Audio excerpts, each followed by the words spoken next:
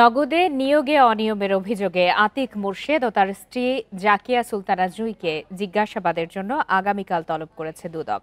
প্রধান উপদেষ্টা ডাক, টেলিযোগাযোগ ও তথ্য প্রযুক্তি বিষয়ক বিশেষ সহকারী ফয়েজ আহমদ তৈয়বের ব্যক্তিগত কর্মকর্তা হিসেবে কর্মরত আতিক মুর্শেদ। অভিযোগ ওঠে, তিনি আর্থিক সেবাদাতা প্রতিষ্ঠান নগদের কোনো কর্মকর্তা না হয়েও সেখানে অফিস করেন। পাশাপাশি স্ত্রী জাকিয়া সুলতানা জুঁইকে উচ্চ পদে চাকরি দিয়েছেন।